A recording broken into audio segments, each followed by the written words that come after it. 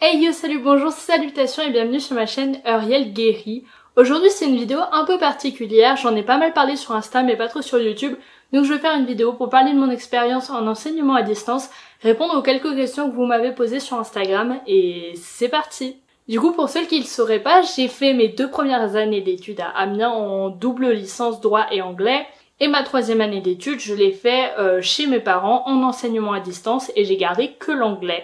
Du coup, c'est quelque chose qui vous a pas mal intrigué sur Insta. Au début, j'avais pas du tout prévu d'en faire une vidéo à un moment donné, mais j'avoue que vous aviez genre tout le temps des questions sur comment ça pouvait se passer, etc.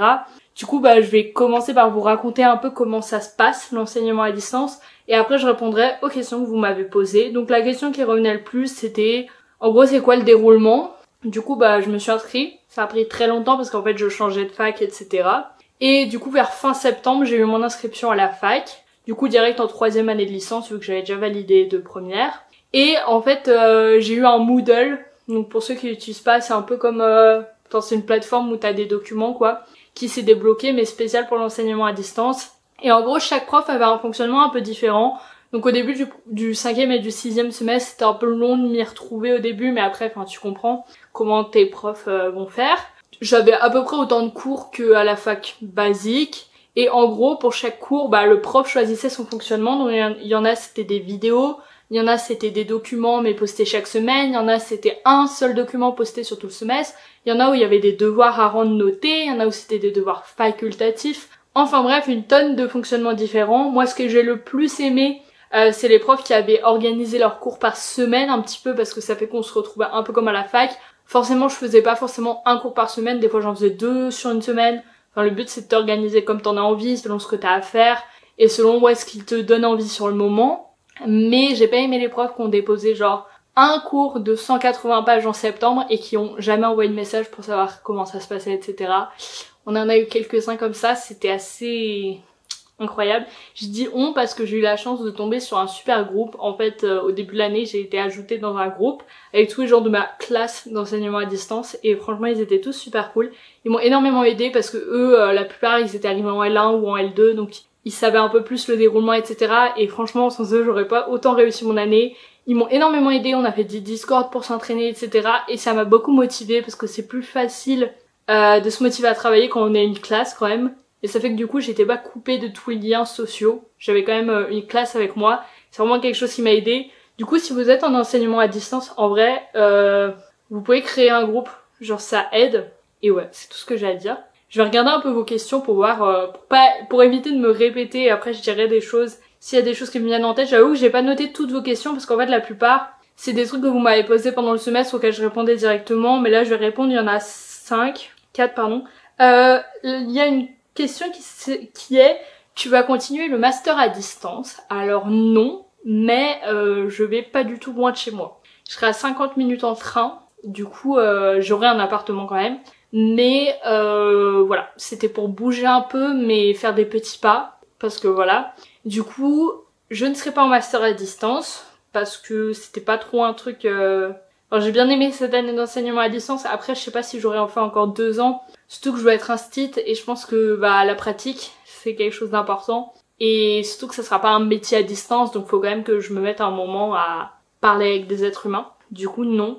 Mais il y a plein de milieux, enfin même en soi le master d'enseignement à distance il existe. Hein. Mais après je pense qu'il y a des milieux qui sont plus faciles à faire à distance. Enfin voilà, je pense que ça dépend aussi de ce que vous faites. Mais en tout cas c'est faisable si c'est un besoin pour vous. Comment tu organisais tes journées?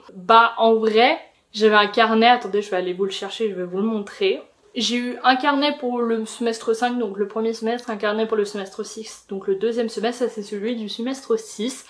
J'avais une organisation toute simple, enfin toute simple non, c'est que pour chaque cours, j'ai à la fin du carnet écrit le nom du cours, est-ce qu'il y avait des travaux spéciaux à rendre, donc des dates à ne pas louper, et ensuite j'ai écrit les cours, et par exemple s'il y avait un devoir à rendre, je mettais que ça par exemple ça devait absolument être fait avant le 22 mars. Par exemple, donc ça c'était pour la traduction. Néerlandais par exemple, on avait des devoirs à rendre avec des dates à respecter, donc j'avais toutes les dates etc. Et j'ai fait ça pour chaque cours. Si je me retrouvais par exemple avec un énorme PDF, du coup je sais que... Voilà, là par exemple c'est un cours où j'ai eu un PDF de 159 pages. Je l'ai divisé en parties pour moi. et tout simplement j'ai fait les parties semaine par semaine. Et du coup ça c'était mon organisation cours par cours, sauf que bien sûr j'ai fait une organisation semaine par semaine. Et du coup chaque semaine j'avais dans une couleur tout ce que fallait que je fasse en quelque sorte les cours. J'avais dans une autre couleur tout ce qui était que je pouvais pas déplacer. Par exemple un quiz qui doit être terminé, un devoir qui doit être rendu, une visio, parce que j'avais des profs qui retransmettaient leurs cours en direct en visio. Ça ressemblait à peu près toujours à la même chose, avec des journées plus ou moins chargées. Par exemple, tout simple, le vendredi 29 mars, je suis allée voir mes grands-parents.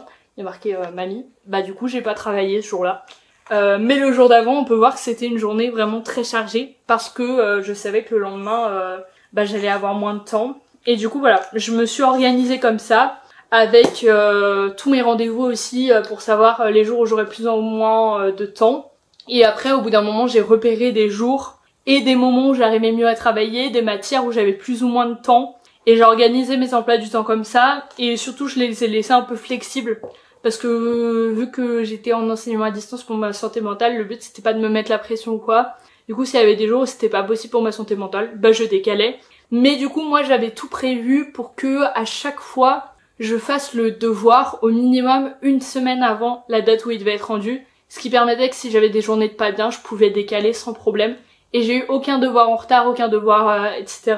parce que je me suis toujours mis des grosses marges. Du coup, ça m'a vachement aidé. Donc ça, c'était mon organisation que j'ai fait un petit peu tranquille en fait. Enfin, je me suis pas embêtée genre à faire un truc hyper compliqué, etc. J'ai fait tout simple. Coucou, pourrais-tu partager si tu as des tips organisation et motivation? Organisation c'est un peu ce que j'ai dit, mais je dirais aussi travailler avec toi. Le but quand t'es en enseignement à distance, c'est de aussi respecter tes besoins. Alors bien sûr on veut pas que s'écouter, parce que si je m'étais que écouté, il y a des matières que j'aurais jamais faites. Mais je pense que c'est important, par exemple si t'as une journée où t'es pas bien, de pas te lancer dans le cours qui te saoule le plus, parce que ça va pas augmenter ta santé mentale d'une façon incroyable. Moi, au bout d'un moment, j'ai repéré, voilà, etc. Et j'ai organisé mes journées autour de ça. Et motivation, moi, j'ai fait des journées courtes, en fait, où je me levais, quand je me levais, je mettais pas de réveil. Je commençais à travailler à genre 9h. Je travaillais jusqu'à genre 13h, 14h. Et c'était fini. Mais par contre, quand je travaillais, je faisais que ça. Genre, j'étais pas sur mon téléphone, je faisais pas autre chose, je recommençais pas une autre activité qui me faisait plaisir ou quoi. Je travaillais et c'était tout. Genre, j'allais pas commencer autre chose, etc. Parce que je pense que c'est super tentant de pas travailler, parce que c'est toi qui décides, en fait personne te force. Et la plupart des devoirs sont facultatifs, donc c'est pareil, personne te force à les rendre. Et du coup je pense que c'est important de chercher sa motivation, etc. Après niveau motivation, moi, comme je l'ai dit, le groupe de la classe ça m'a beaucoup aidé. C'est quelque chose qui est assez facile à organiser. En gros tu peux chercher les noms des gens qui sont inscrits sur les mêmes cours Moodle que toi et créer un groupe, leur envoyer un message et tout. Du coup ça je pense que c'est vraiment bien. Et après motivation, garder aussi en tête pourquoi tu fais ça, mais après ça c'est comment toutes les études, j'ai envie de dire, mais si après t'as envie d'aller en master ou si après t'as envie de commencer à travailler, etc. Je pense que c'est important de garder en tête pourquoi tu fais ça. Tu fais pas une licence pour faire une licence, si peut-être, mais dans ce cas essaye de te donner un but. Ou et de rendre tout ça fun. Moi le carnet, du coup tous les lundis je le mettais à jour, parce qu'il y a pas mal de profs qui ajoutent des trucs au fil des semaines, etc. Tu reçois pas forcément un mail, donc tous les lundis j'allais checker tous les cours. Et c'était un truc qui me motivait plutôt, de faire mon petit carnet, de cocher les petites cases, etc. Je suis quelqu'un qui marche bien comme ça. Et par exemple quand je faisais des tâches dans mon carnet, c'était pas des tâches qui me prenaient 2 heures à faire chacune, si des fois forcément. Mais la plupart des tâches c'était des tâches assez courtes, parce que c'est plus motivant. Et voilà, moi c'est comme ça que je fonctionne. Après si c'est des gens qui ont besoin de faire des pauses toutes les 20 minutes, voilà. Ou si au contraire vous avez besoin de rester 5 heures concentrés sur la même matière, voilà, au bout d'un moment je pense qu'on trouve ce qui marche pour nous. Mais ouais, voilà, c'était un petit peu mes petits tips. Et après j'ai un message un peu plus personnel d'une personne, je vais pas tout relire parce que c'est sa vie privée, mais en gros, il ou elle est en première année, va rentrer en première année d'études en distanciel. Et il ou elle a un peu peur de pas trouver une bonne organisation et de se retrouver submergé par le travail. Moi c'était vraiment les deadlines. Dans mon planning à chaque fois il y avait la date maximale où je pouvais faire quelque chose, la date maximale où il fallait que j'ai fini tout le cours pour les partiels. Et en fait quand t'es en enseignement à distance, t'as pas de vacances, t'as pas de période de vacances, t'as pas de période où on va te dire là c'est le moment de commencer à réviser les partiels, là le cours est fini. C'est-à-dire que si par exemple tu loupes 2 semaines où tu travailles pas, bah c'est-à-dire qu'en fait tu vas être décalé par rapport au partiel et tu vas finir au moment où ça sera déjà les partiels. Du coup, moi ce que je fais, c'est que j'avais fait tout mon planning de manière à finir au moins 3 semaines avant le début des partiels. Ce qui fait que au moins 3 semaines avant le début des partiels, j'avais fini tous les cours et j'ai donc pu commencer à faire les fiches et j'ai donc pu commencer à apprendre. Et en fait, faut pas faire un planning qui se termine la veille des partiels.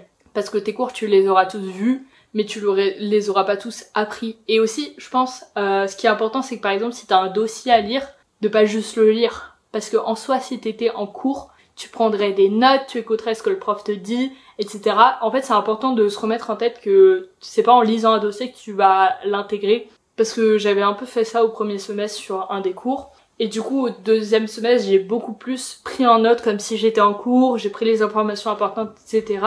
Et je pense que c'est important de garder en tête, c'est des études quoi. Il faut se rappeler, et du coup, il faut se rappeler que tu dois étudier, tu dois réviser, tu dois faire les devoirs optionnels si t'as le temps, si ça te cause pas trop de stress, etc. Mais voilà, je pense que c'est les points importants. J'ai un peu blablaté, mais voilà. C'est une expérience qui m'a beaucoup plu, qui m'a permis de me relaxer un peu pendant une année. Voilà. Ça peut être une solution pour plein de gens, je le sais, que ce soit parce qu'on a une famille, enfin parce qu'on a des enfants, parce qu'on a un travail, parce qu'on a un handicap, etc. Du coup, bah voilà, si c'est votre cas, bah j'espère que cette vidéo, elle vous aide un peu. Après, j'ai rien dit de fou, mais après j'ai fait une seule année, ça passe vite. Voilà. Si vous avez des questions, n'hésitez pas à les poser en commentaire, franchement, je serais hyper contente d'y répondre. Pour moi, ça a été une super expérience. Il y a des cours qui ont été plus faciles que d'autres. Mais bon, j'ai eu mon année, donc je suis contente. Et si vous avez des questions, vraiment, je suis là pour vous. Je me répète un peu, mais c'est important parce qu'on peut se sentir un peu seul en études à distance. Donc je suis là pour ça, si besoin. Et voilà, merci d'avoir regardé ma vidéo. J'espère que ça a pu vous aider ou vous informer si vous n'êtes pas du tout en études à distance. Si ça vous a plu, on peut mettre un petit like, un commentaire et s'abonner à ma chaîne YouTube. Ça fait toujours plaisir. Et voilà.